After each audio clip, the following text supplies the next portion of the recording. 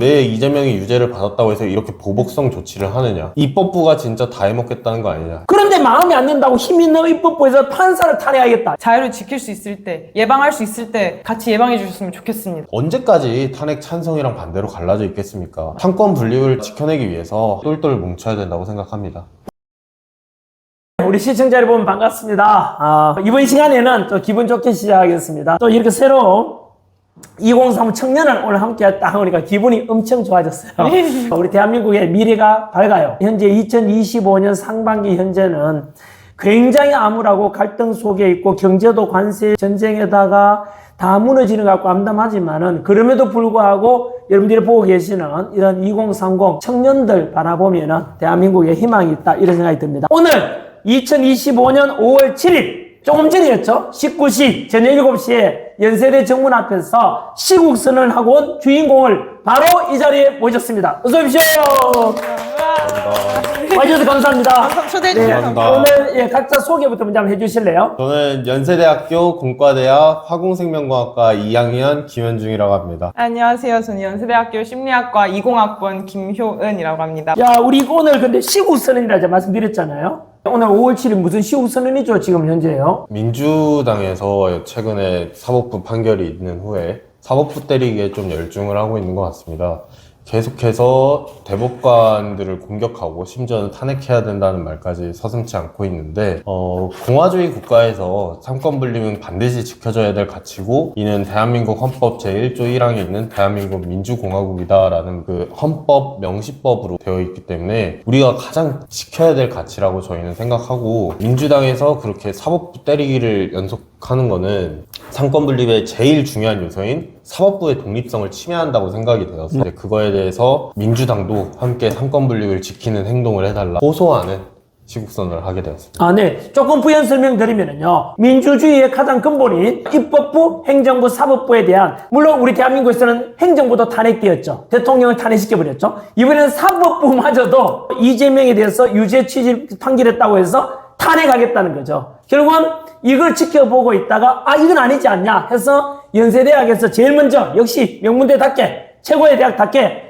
먼저 이건 아니다. 민주주의의 가장 근본이 무너지는 거기 때문에 저항의 뜻으로 국민 제한권이죠. 일부의 주권 행사지요. 그래서 오늘 연세대 정문에서 시국선언 했다 이런 뜻입니다. 네. 그러면 이제 우리 김효은 학생이 보기에는 이걸 왜 해야 되죠? 저는 여기서 만약에 저희가 목소리를 내지 네네. 않으면 더 큰 헌정 유린이 일어날 거다라는 생각이 들었어요. 사실 윤석열 대통령님이 탄핵되기 직전까지 저희는 민주당이 이렇게 탄핵 폭주를 하고 있었다는 사실조차 알지 못했잖아요. 못했죠. 네. 그래서 제때 목소리를 못 낸 것이 뭔가 윤석열 대통령의 탄핵을 막지 못하는데 또 일조한 게 아닌가라는 그런 죄책감도 좀 있어서 이제는 민주당이 좀 올바르지 못하는 행동을 할 때는 좀 때에 맞게끔 소리를 내야겠다라는 그런 생각이 컸어요. 우리가 목소리 내지 못하면 이거 더 많은 것이 무너질 것이고 네. 그래서 걱정도 되고 해서 네. 일단 목소리 내게 되었다라고 하지 않습니까? 그러면 지금 이제 2학년인가요? 네, 그렇습니다. 2학년이면은 이런 목소리 내면 공부에 지장되고 그렇지 않습니까? 사실 그게 가장 우려되는 부분이긴 하죠. 하지만 열심히 하면 또 네. 대학생들은 시험 공부 열심히 하면 되죠. 열심히 하면 뭐든 못하겠습니까? 지금이 축제 기간 아닌가요? 최근에 네. 저희 학교가 이제 아카라카가 되게 유명한데 그 아카라카 티켓팅을 받더라고요.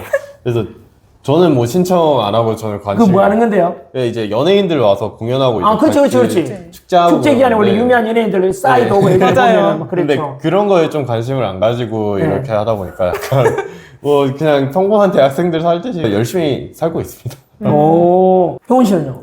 저는 사실 되게 아이돌을 팠던 입장에서 네. 항상 축제를 가고 싶은 열망이 지금 4학년이잖아. 네, 지금 4학년. 가르쳐 바쁘잖아요. 네, 4학년은 축제가 조금 그리가 그렇죠, 보이죠. 그렇죠. 사실은. 그래도 마지노선이니까 마지막이라도 네, 네, 가야겠다 네. 싶었는데 네. 나라가 굉장히 위기잖아요. 네. 이 상황에서 제 딴에는 그랬어요. 내가 좀 웃으면서 즐길 수 있을까? 물론 다른 친구들은 그럴 수 있겠지만 나는 네. 그 친구들이 즐길 동안은 좀 다른 영역에서 열심히 활동을 해야 되겠다 싶어서 과감히 3월 달까지 우리 한쪽에서는 탄핵 찬성, 한쪽엔 탄핵 반대 주장이 있었잖아요. 네. 그때 제가 이런 말 했어요.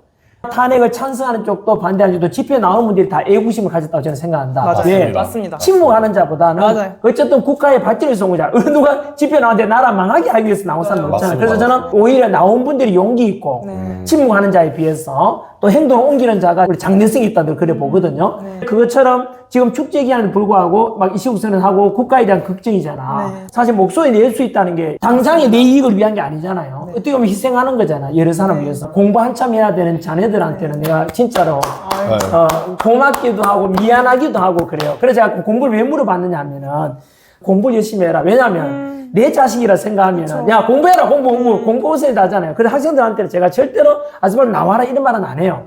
자기 할 바를 해야 돼. 부모 입장이 돼보면 그렇잖아요. 그래서 어쨌든 부모 심정에서 오늘 두 청년이 시국선언 해주고 했는 것에 대해서는 대단히 저는 감사히 생각합니다. 민주당에서 이런 주장까지 있거든요. 이게 지금 그 연설 시국선언문 속에 있습니다. 전민주연구원 부원장 박진영 씨가 말하기를 삼권 분립은 막을 내려야 한다라고 하죠.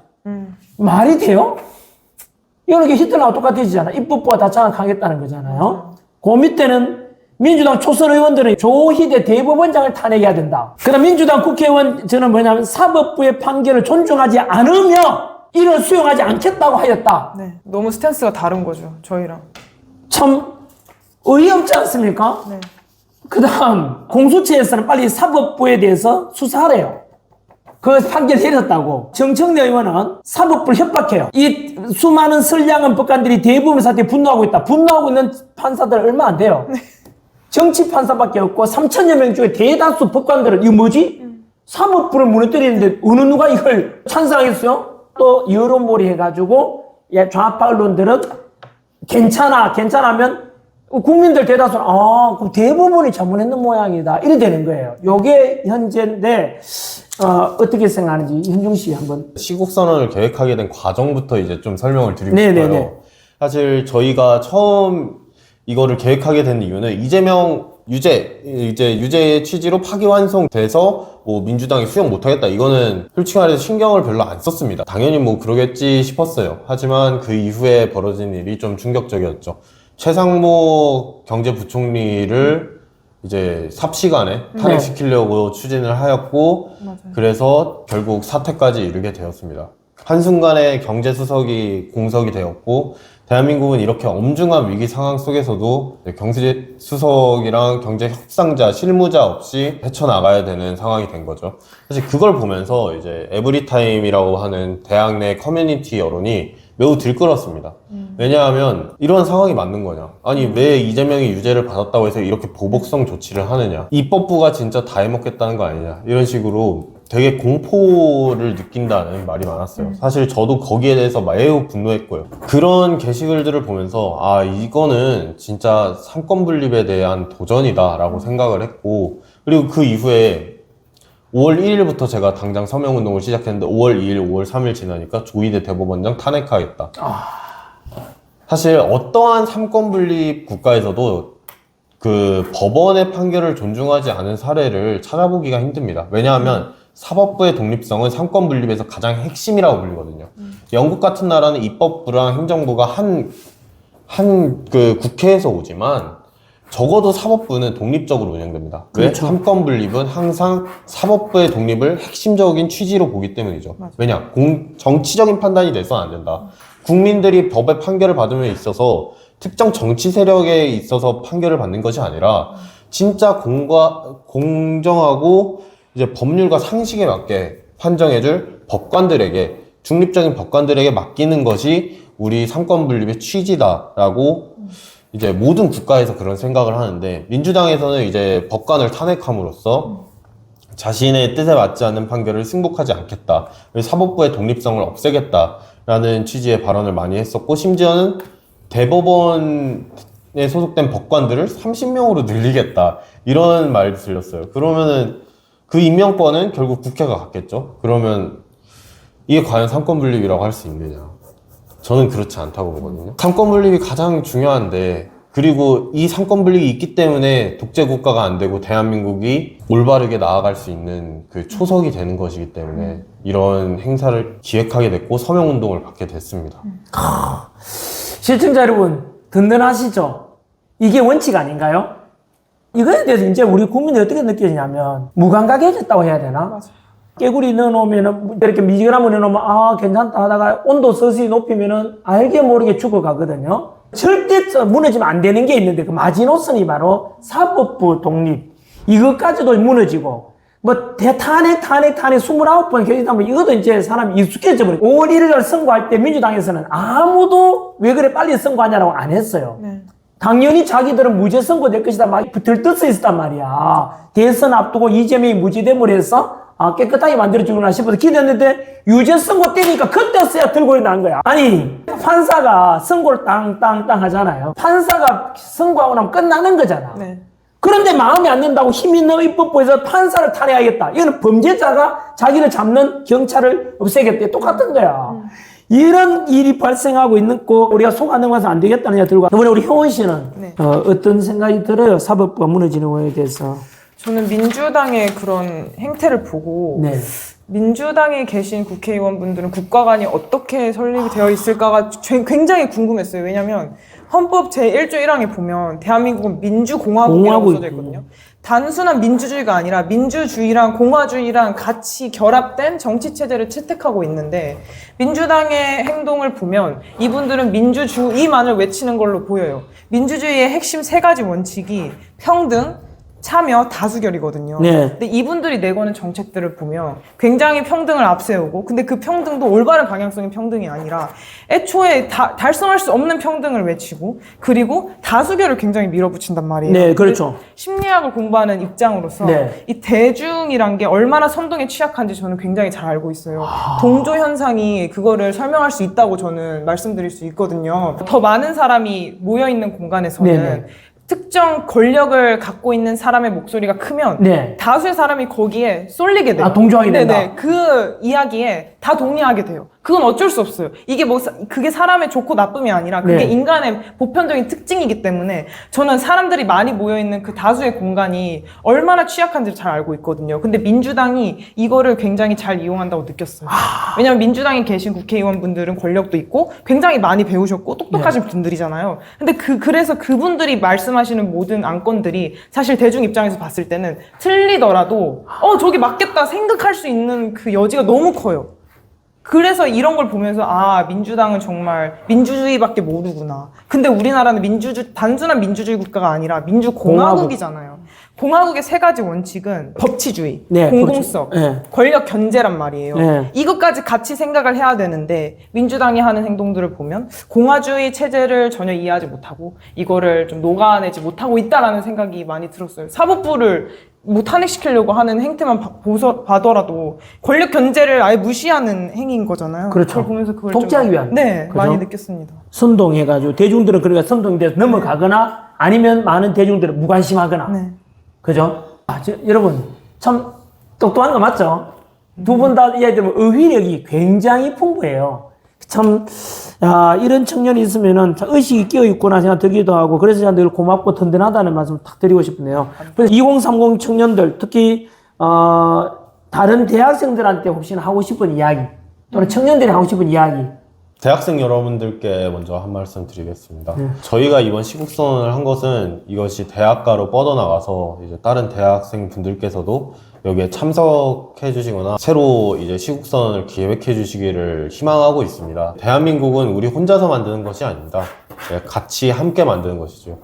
사법부의 독립이라는 공통의 가치를 지켜내기 위해서 탄핵을 찬성하신 분이든 반대하신 분이든 우리는 다 애국자라고 생각을 합니다. 맞습니다. 왜냐하면 자신들이 생각하는 그런 국가의 이념이나 그 옳다고 느끼는 것에 대해서 적극적으로 활동하는 것이 무엇이 잘못된 것이겠습니까?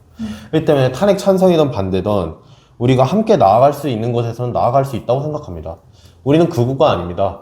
함께 나아갈 수 있습니다. 사법부의 독립을 위해서 우리나라 상권 분립을 지키기 위해서 모든 대학생들이 협업해 주시기를 간절히 소망합니다. 우와 참 네. 참, 시우스는, 이거는 참, 어느 당 정치 성향과도 별개지요. 가장 근본적인 우리 사법부의 독립, 삼권 분립의 원칙을 지켜가자. 이런 호소, 다들 이 방송을 전국의 모든 100만, 200만 청년들이 다 봤으면 하는 소망이 듭니다. 너무 귀한 말씀 같습니다. 사실 이런 정치적인 목소리를 내면서 주변 어른분들한테 들었던 책망이 너는 학생인데 왜 공부 안 하고 이런 활동을 하냐라고 굉장히 많이 꾸짖음을 받았어요. 근데 저는 그 말을 들었을 때 사실 위축되기보다는 더 당당하게 그분들께 말씀드릴 수 있었던 게 맞습니다. 전 학생이고 학생의 본분은 공부를 열심히 하는 게 맞아요. 근데 그 이전에 저는 대한민국 국민입니다. 그리고 대한민국 헌법에도 명시되어 있습니다. 국가의 주권은 국민에게 있다. 저는 주권을 행사하기 위해서 제가 할 수 있는 권한을 행사하는 거고요. 그게 바로 정치적인 목소리를 내는 거라고 생각을 합니다. 당연히 이 과정에서 많이 심도 있게 고민을 하고 올바른 목소리를 내려고 끊임없이 노력해야 되겠지만 그게 결코 그래서 학생은 무조건 공부만 해야 된다라는 논리로 귀결된 건 아니라고 생각이 듭니다. 그래서 2030 청년들에게 진짜 부탁드리고 싶은 말씀은 학생이기 이전에 먼저 대한민국 국민이라는 그 정체성 꼭 기억해 주셨으면 바랍니다. 저희 같이 함께 위대한 대한민국 만들어 나갔으면 좋겠습니다. 감사합니다. 명언이다. 있잖아요. 사실은 대한민국의 지금 민주화를 이룬 것에 대한 돌아가 보면 그 주체가 사실 학생이었어요. 대학생이었거든요. 그 시작이 언제부터냐면은 조선시대 때는 성균관 유생들이 왕의 어떤 정치에 대해서 반대하기 때는 그 공관이라 해서 집단으로 가버리기도 하고 성균관을 비우는 거죠. 동맹휴왕하는 거죠. 그리고 권당이라 하기도 하고 단식투쟁하기도 하고 하여튼 그런 정치의 표현을 했어요. 학생들이. 그리고 실제로 왕이 되게 그걸 존중해요. 그리고 근현대사에 와서는 일제강점기 밑에 3.1운동 있죠. 유관순 열사를 비롯해서 그 이화학당 출신이잖아요. 그래서 3.1운동 때 중심이 학생이었고 그 다음에 60만세 운동 26년 그때도 학생, 그리고 광주 학생 항일운동 학생, 그리고 이어진 게 4.19 혁명 학생, 그리고 그 1987 6월 때도 학생이 중심이었거든요. 그 이어지는 것이 저는 2025년에 올해 지구선한 학생 2030 지금 또 삼권 분립은 지켜야 된다. 사법부 탄핵을 막아야 된다. 라고 하는 사법부 독립을 지켜야 된다라는 이런 우리 청년들의 이 호소가 결국은 대한민국의 역사를 바꾼다. 저는 그렇게 생각해요. 금방 말씀드린 역사를 볼 때 큰 물줄기가 있지 않습니까? 그리고 결국은 거짓은 진실을 이길 수 없고 결국에는 정의가 승리하게 되잖아요. 맞습니다. 마지막으로 하고 싶은 말씀 있으면 저희 서명운동 결과를 좀 말씀드려야 될 것 같아요. 좀 고무적이었거든요. 그래요? 참 제일 먼저 물어봐야 되는데 네. 중요한 걸 빠뜨렸습니다. 네, 현재 2025년 5월 7일 네. 오후 8시 기준 253명 서명해 주셨고요. 오. 특히 고무적이었던 거는 25학번 신입생분들이 되게 많이 서명을 많이 해주셨어요. 네. 전체 인원의 13%가 서명해 주셨고 오. 그 외에 25학번 33명, 24학번 29명, 23학번 34명, 22학번 23명, 그리고 2020년 이후 입학한 학생들이 66.8%, 그리고 2010년대 입학생들이 22.4%. 그러니까 저희 삼권 분립을 지키겠다는 학생들이 상당히 많은 겁니다. 사실 시국선언에는 용기를 내기 어려울 수 있어요. 왜냐하면 얼굴이 팔릴 수도 있고. 그렇죠. 그렇기 때문에 나오지 못하셨어도 저희 뜻에 되게 동조하시는 분들이 많고, 이거는 탄핵 찬성 반대가 문제가 아니라 실제로 저희 서명하신 분들께서도 저한테 개인적으로 메시지를 주세요. 나 탄핵 찬성인데 삼권 분립에는 진짜 전적으로 동의를 한다. 그렇기 때문에 서명운동 했다. 내 주변 친구들한테 홍보를 하겠다. 이런 말씀도 많이 해주세요. 그렇기 때문에 우리가 언제까지 탄핵 찬성이랑 반대로 갈라져 있겠습니까? 맞습니다. 삼권 분립을 우리가 지켜내기 위해서 한 곳에 똘똘 뭉쳐야 된다고 생각합니다. 멋있습니다. 그게 와닿네요. 전체 13%가 오늘 서명했다 하셨지 않습니까? 13%가 신입생이었습니다. 신입생. 올해 오. 입학한 신입생이었고, 그리고 인터넷으로만 홍보를 했는데, 네. 253명이라는 결과가 나왔던 부분은 매우 고무적이다라고 네, 맞습니다. 말씀드릴 수 있을 네. 것 같습니다. 그리고 서명은 하고 싶은데 막상 동의는 하는데 서명까지 안 가는 사람도 아마 그 배인은 또 될 겁니다. 네, 그죠? 맞습니다. 네. 자, 그 다음에 우리 형은 저는 소 잃고 외양간 고치는 일은 없었으면 좋겠어요. 자유를 지킬 수 있을 때 지키는 게 필요하다고 생각이 들고요. 그리고 제가 무릎 수술을 해봤던 사람으로서 항상 예방이 치료보다 훨씬 더 효율적이라는 걸 좀 강조드리고 싶습니다. 자유를 지킬 수 있을 때, 예방할 수 있을 때 같이 예방해 주셨으면 좋겠습니다. 감사합니다. 네, 아무리 입법부를 장악하더라도 사법부만은 존중돼야만이 우리가 법 앞에 보호받을 수 있고 법을 어기면은 처벌을 받을 수 있지 않겠냐라는 이런 요구를 지금 하고 있는 건데, 많은 시청자분들 그리고 주변에 이 이 분들의 이야기를 많이 좀 전해 주십시오. 특히 2030 청년들의 링크 좀 해주세요. 지금 현재 전환길 뉴스가 알 수 없는 이유에서 알고리즘 다 막혀 있습니다. 알 수 없는 이유에서 슈퍼챗 라이브도 신청을 계속해도 이유도 없이 거부당하고 있습니다. 저도 최근에 생각해보니까 전환길 뉴스 구독을 해놨는데 네. 추천 목록에 계속 안 뜨더라고요. 안 뜨죠? 네, 그래서 사실 김문수 후보랑 뭐 네. 홍준표 후보가 여기 왔다는 것도 방금 그렇죠. 들어서 알았습니다. 아, 참. 시청자 여러분, 여러분들 힘이 돼 주십시오.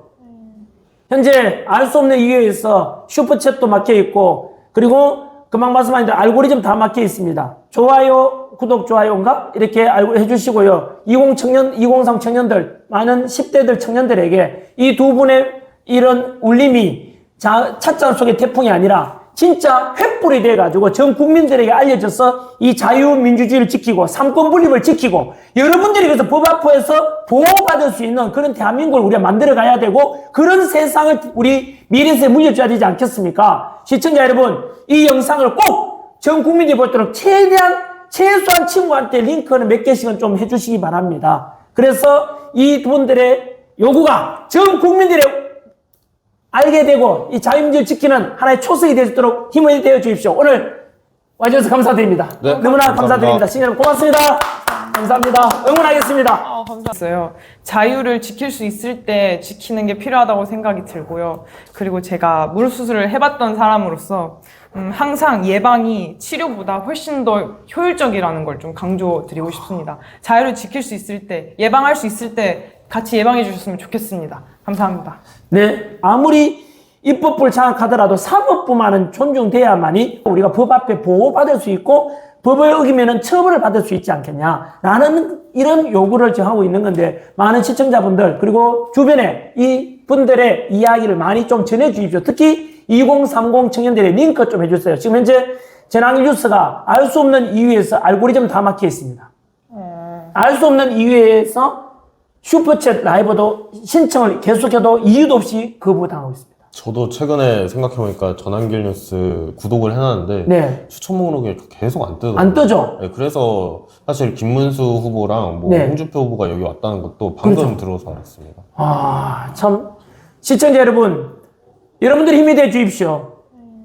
현재 알 수 없는 이유에서 슈퍼챗도 막혀 있고, 그리고 금방 말씀하신 대로 알고리즘 다 막혀 있습니다. 좋아요, 구독, 좋아요인가? 이렇게 알고 해주시고요. 2030 청년들, 많은 10대들 청년들에게 이 두 분의 이런 울림이 찻잔 속의 태풍이 아니라 진짜 횃불이 돼가지고 전 국민들에게 알려져서 이 자유민주주의를 지키고 삼권 분립을 지키고 여러분들이 그래서 법 앞에서 보호받을 수 있는 그런 대한민국을 우리가 만들어 가야 되고 그런 세상을 우리 미래세에 물려줘야 되지 않겠습니까? 시청자 여러분, 이 영상을 꼭 전 국민들이 볼 때는 최소한 친구한테 링크는 몇 개씩은 좀 해주시기 바랍니다. 그래서 이 분들의 요구가 전 국민들의 알게 되고 이 자유민주를 지키는 하나의 초석이 될 수 있도록 힘을 되어 주십시오. 오늘 와주셔서 감사드립니다. 네, 너무나 감사합니다. 감사드립니다. 시청자 여러분 고맙습니다.